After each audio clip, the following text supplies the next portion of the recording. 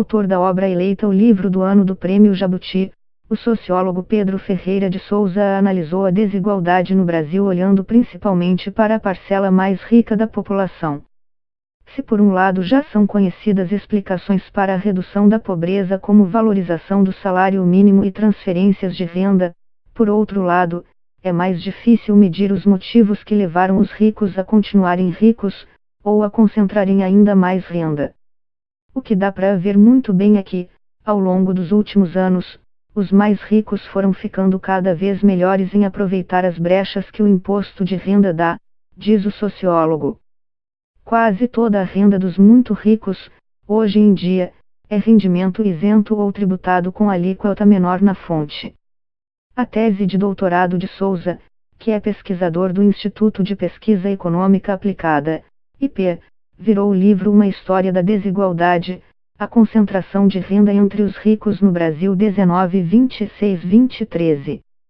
Meses antes do Jabuti, Celso Rocha de Barros, doutor em Sociologia pela Universidade de Oxford, já havia descrito a obra de Souza como o melhor trabalho produzido pelas ciências sociais no país nos últimos anos em sua coluna na Folha de. E a tese de doutorado recebeu os prêmios da Associação Nacional de Pós-Graduação e Pesquisa em Ciências Sociais, ANPOCS, e da Coordenação de Aperfeiçoamento de Pessoal de Nível Superior, CAPES. Na entrevista, Souza aponta que a disparidade de renda leva a uma desigualdade também no acesso ao poder e à capacidade de influenciar a agenda do país. O resultado é que grupos específicos conseguem, por exemplo, créditos ou subsídios que agravam a desigualdade. É por isso que ele diz que, muitas vezes, o Estado dá com uma mão e tira com a outra. Tivemos 3 períodos em que a desigualdade piorou muito, e rápido, no início das 2 ditaduras no Estado Novo e em 1964 e no final dos anos 1980, com a hiperinflação. Nem sempre a redemocratização está associada à queda da desigualdade, mas as ditaduras em geral, pelo menos no padrão que o Brasil teve, estão associadas a uma piora. Pedro Ferreira de Souza: esse é um dos motivos importantes de prestar atenção na desigualdade. Tem uma tensão clara entre o princípio de todo mundo ser igualmente cidadão, com participação política e direitos iguais, e a existência de desigualdade econômica. Quando as desigualdades são muito altas, você tem sempre o risco de que alguns grupos vão conseguir converter o capital econômico em influência política. É algo que se vê no mundo todo. A partir de determinado nível, quando você tem determinada disparidade de riqueza, o acesso ao poder e a capacidade de influenciar o que é votado, e quais decisões são tomadas, começa a haver uma desigualdade entre os cidadãos que é extremamente alta e preocupante. E boa parte dos argumentos hoje que tentam olhar a desigualdade salientam essa questão do risco de captura do Estado e do sistema político por aqueles que têm mais recursos econômicos. Essa tensão em países muito desiguais é muito clara. E também tem outras questões. Se você tem uma desigualdade muito grande, a própria construção de coalizões e maiorias se torna mais complicada. Você começa a ter grupos com interesses e características muito diferentes. Há indícios de que realmente o processo de conseguir aprovar reformas e construir maiorias se torna mais custoso e complicado. Souza, não só por ser tão desigual, mas também por outros motivos históricos. Somos um país muito corporativo, em várias dimensões, e com poder de lobby muito forte de alguns grupos. Mas não vejo como uma coisa que está sempre piorando, uma bola de neve que vai crescendo. O que vejo é mais um jogo de soma zero, em que fazer reformas e gerar mudanças, inclusive na direção certa, se torna muito difícil porque tem muitos grupos com poder de veto muito forte sobre qualquer pessoa que possa ameaçar o status quo. Então fica um cabo de guerra que não sai muito do lugar. Para o bem e para o mal, o que vemos hoje é que propostas são atacadas e descartadas mesmo antes de serem anunciadas. A sua margem de manobra para redimensionar os recursos e mudar o perfil dos gastos do Estado se torna muito restrita. Acontece que a estratégia que funciona é você torcer para entrar em um período de algum crescimento da economia, para o orçamento estar sempre crescendo e você conseguir ir acomodando todo mundo ao mesmo tempo, sem precisar fazer mudanças e cortes radicais.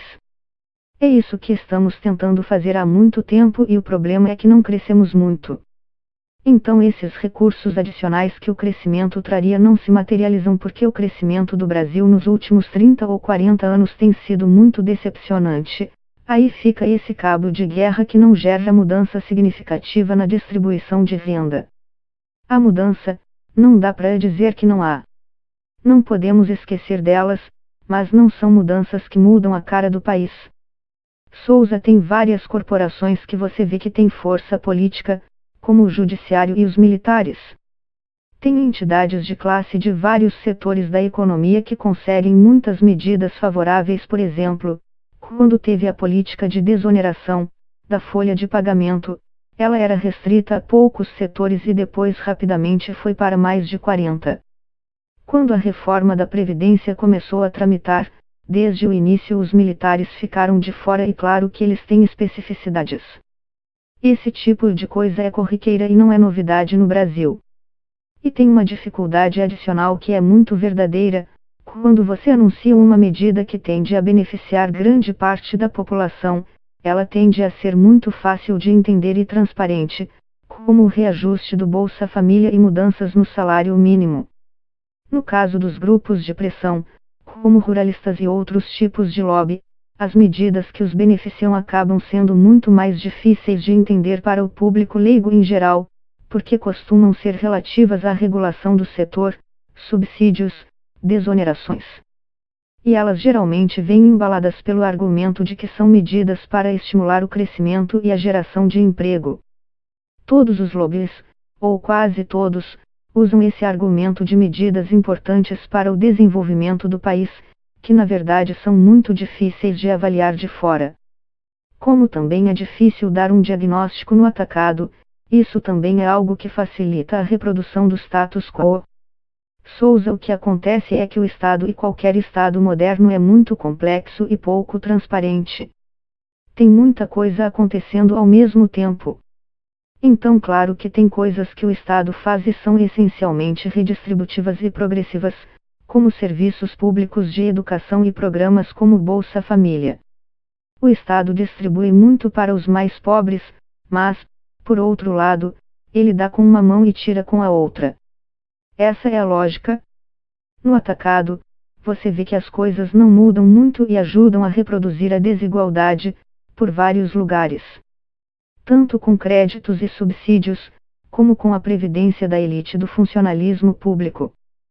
Souza fizemos simulações na época da reforma do ex-presidente Michel Temer, e o que foi aprovado acaba sendo relativamente parecido, então acredito que as conclusões não mudariam muito. Na época, o que a gente concluiu é que provavelmente o impacto sobre a desigualdade seria muito pequeno, muito perto de zero, tanto para o bem quanto para o mal. É uma reforma importante, mas uma reforma com objetivo claramente fiscal sem desmerecer, mas, em termos de desigualdade, não vai causar grandes mudanças. O legado da reforma para a desigualdade vai depender do que vai ser feito com esses recursos que serão poupados. Souza, é impossível entender o Brasil sem olhar para isso e dar o devido peso a esse passado. Acho inclusive que, fora das universidades, falamos muito pouco sobre o passado colonialista e escravocrata do Brasil. Entendo a reação de tentar se afastar disso, porque é um passado muito ruim e opressor, mas é muito recente e é absolutamente central para entender o Brasil de hoje. Você vê até hoje a persistência de desigualdades raciais muito enraizadas e difíceis de mudar, em um grau muito alto.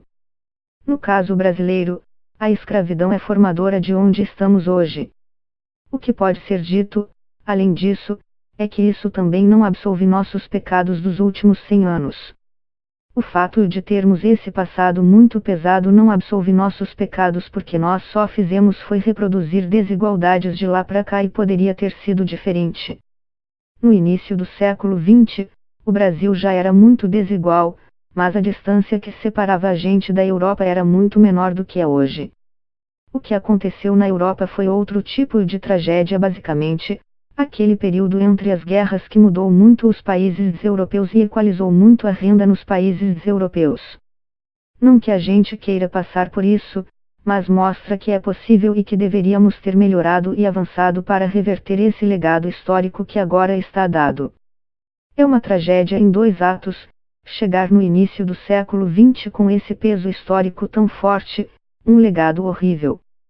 Mas ao longo do século XX também não conseguimos manter esse padrão e avançar na direção certa. E até hoje enfrentamos dificuldade de reverter. Quando falamos em desigualdade no Brasil, estamos falando sobre tornar o Brasil mais parecido com a maior parte do mundo, reduzir a desigualdade para a gente se aproximar de países da Europa e alguns da Ásia. Estamos sempre entre os países mais desiguais.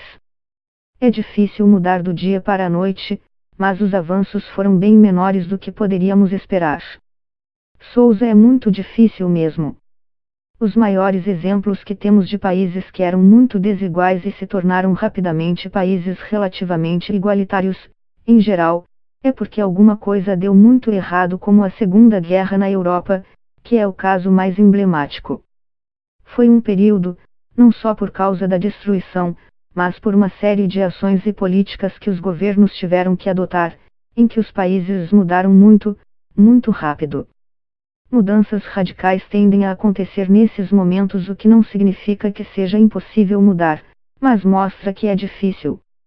No nosso caso, tem esse padrão alto histórico, mas ele não é estático. Tivemos 3 períodos em que a desigualdade piorou muito, e rápido, no início das 2 ditaduras no Estado Novo e em 1964 e no final dos anos 1980, com a hiperinflação. Nem sempre a redemocratização está associada à queda da desigualdade, mas as ditaduras em geral, pelo menos no padrão que o Brasil teve, estão associadas a uma piora. No Chile também aconteceu isso, na Alemanha dos anos 1930 também. São momentos diferentes, claro, mas só para mostrar que ditaduras tendem a piorar a desigualdade, pelo menos no primeiro momento. Para o futuro, tem várias políticas que colocariam a gente na direção certa, mas a questão é que nenhuma medida, sozinha, vai fazer uma diferença tão grande assim. Esse é o dilema. Você teria que andar na direção certa e tomar medidas em áreas diferentes e manter isso sem possibilitar reversão ou qualquer tipo de compensação e minimização. Isso é o mais difícil. A resistência política vem daí, porque um governo pode abraçar um tipo de reforma, dar todo o apoio a ela, mas para construir a própria coalizão e conseguir votos a favor dela vai ter que fazer concessões em muitas outras áreas. E a democracia é isso, é bom que seja isso, mas quando a democracia funciona em um país que é tão desigual, essas concessões acabam sendo coisas que vão diluindo os efeitos positivos das reformas. Evitar isso é o grande dilema daqui para frente para mudar esse quadro. Não é só o que fazer, que do ponto de vista técnico temos vários caminhos que poderiam ser explorados, como a própria questão da tributação. Souza, essa é a dificuldade, o fato de que você pode aprovar um benefício novo, direto para os mais pobres, e ao mesmo tempo, sem que ninguém perceba, ou com muito menos visibilidade, fazer mudanças regulatórias que vão acabar protegendo certos setores ou ajudando empresas específicas, esse tipo de coisa que vemos acontecendo o tempo inteiro nas últimas décadas. É difícil estudar isso de forma sistemática, porque são coisas que acontecem nos bastidores. No fundo, temos pouca informação e poucos dados para estudar essas políticas. A política mais óbvia, ainda mais em momento de crise, seria você aplicar uma reforma tributária que deixasse a tributação muito mais progressiva. Seria um primeiro passo reduzir os tributos indiretos e aumentar muito os tributos diretos, principalmente imposto de renda. Transferências que beneficiam os mais pobres também poderiam ter peso maior. Tem algumas propostas circulando, como a ideia de um benefício universal para crianças, que seria uma inovação bem ousada e muito positiva. Uma das nossas desgraças é a pobreza infantil. E também a forma de arrecadar. Souza, foi uma surpresa gigantesca.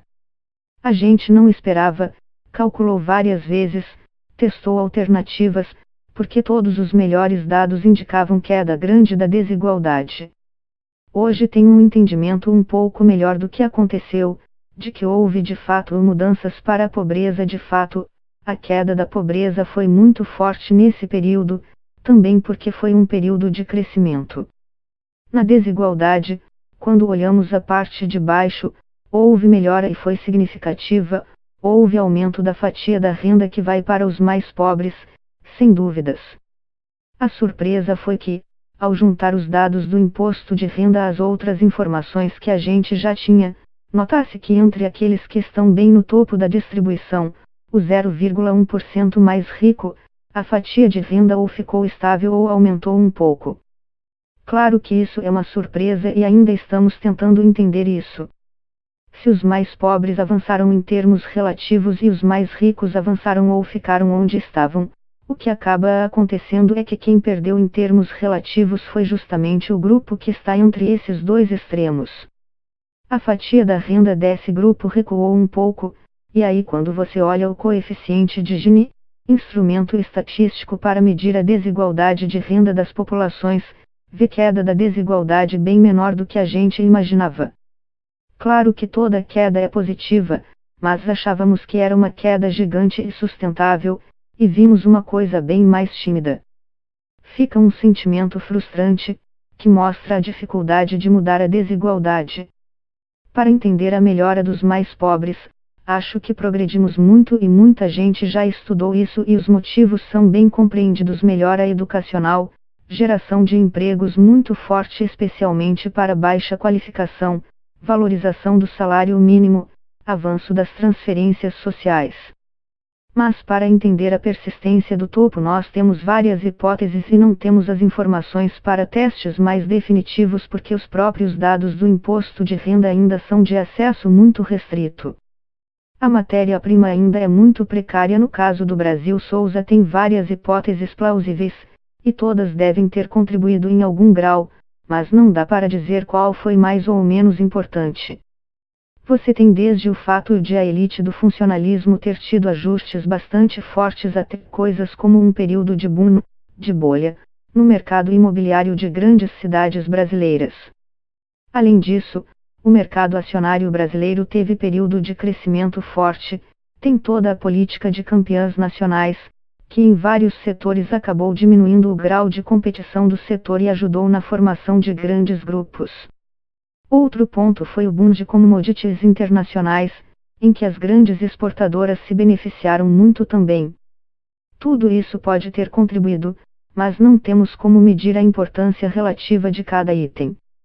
O que dá para ver muito bem é que, ao longo dos últimos anos, os mais ricos foram ficando cada vez melhores em aproveitar as brechas que o imposto de renda dá.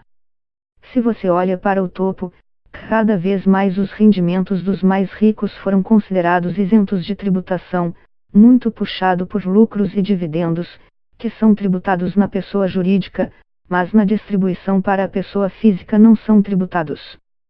Então hoje em dia isso inclusive estimula o fenômeno de todo mundo virar PJ e trabalho, mas ele vira pessoa jurídica para ficar mais barato para o patrão e para ele pagar menos imposto. Ao longo do tempo, você vê muito claramente esse aumento do que é rendimento isento na renda dos mais ricos. A renda dos muito ricos, hoje em dia, quase toda ela é rendimento isento ou tributado com alíquota menor na fonte. Então ao longo do tempo houve um aprendizado no sentido de como explorar melhor as brechas que o sistema tributário dá. Souza, não consigo entender qual é o dilema que as pessoas tentam criar. Do ponto de vista do combate à pobreza, evidente que, para um dado nível de renda, se você diminuir a desigualdade, a pobreza vai tender a diminuir também. E, do ponto de vista mais realista, óbvio que, se você quer direcionar recursos para o combate à pobreza, esses recursos precisam ser arrecadados de algum lugar. E claro que você será mais eficiente no combate à pobreza se você estiver arrecadando dos mais ricos. Se você tributar os pobres para dar para os pobres, não vai fazer diferença. Se você tributar os mais ricos e fizer transferências ou programas para os mais pobres, você vai conseguir também simultaneamente atacar pobreza e desigualdade. O que se coloca nesse debate, em geral, é a questão entre crescimento e desigualdade.